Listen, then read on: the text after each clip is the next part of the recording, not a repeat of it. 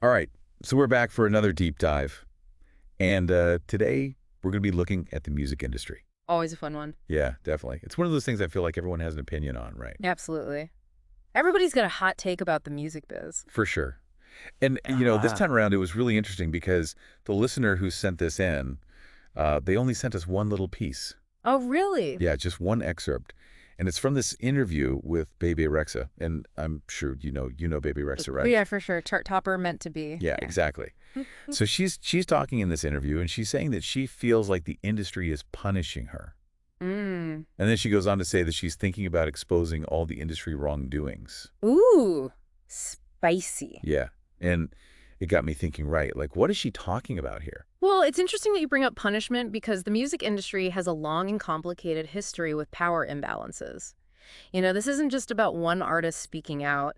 This might indicate some deep-rooted systemic issues. Yeah, and I mean, when I hear that word punished, right, it makes me think of something serious. Yeah. What exactly are we talking about here? Well, think about it. Like, this blacklisting is a very real thing in the industry. Oh, for sure. Look at what happened to the Dixie Chicks when they spoke out against the Iraq War. Oh, yeah. They were practically shut out by the industry. Right, like their careers just took a nosedive. Yeah, basically blacklisted. So that obviously hurts an artist's career, but what about the financial side of things? Like, are there ways artists get punished through their contract? Oh, absolutely.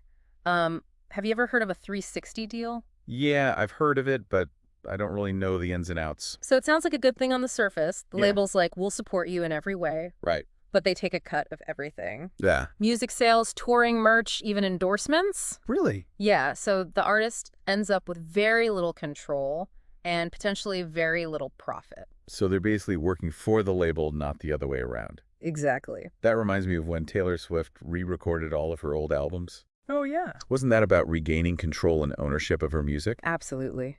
That's a perfect example of an artist pushing back against the old system.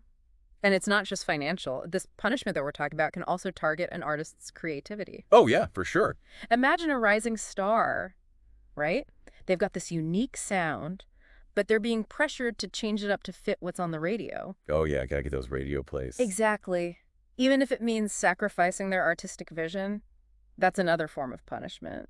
And it's so interesting because you see this pressure to conform in so many industries.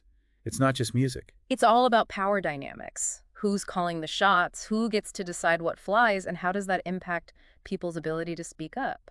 That's a really great point. Right. And Bebe Rexha didn't just stop at feeling punished. She actually went on to say that she might expose some industry wrongdoings, which got me thinking about those old payola scandals.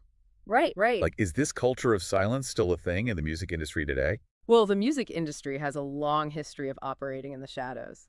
Payola was just one example. Yeah. And yes, that culture of silence, it definitely persists. And a lot of it comes down to fear of repercussions. Kind of scary to think about, Yeah. especially when you factor in the mental health aspect. This is already a super demanding industry. For sure. The pressure to maintain a certain image, the constant scrutiny, the relentless schedule, it can be brutal. And then you add on that fear of speaking out, the fear of punishment. Yeah. It's got to be tough. It definitely creates a difficult environment.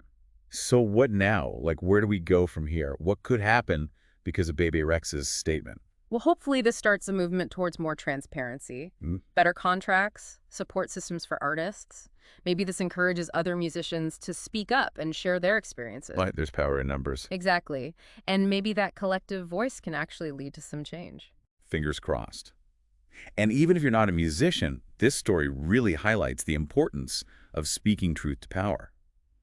Bebe Rexha's statement, regardless of what comes from, it is a reminder that challenging those in power is crucial, no matter what industry you're in. And it begs the question, what can we as music fans actually do to support artists and encourage ethical practices? Yeah, like, do our choices really matter? Exactly. Do our streaming habits, our concert attendance, do those things hold any weight? That's something for all of us to think about. Definitely food for thought. Food for thought. All right, well, that wraps up another deep dive. Thanks for listening. Yeah.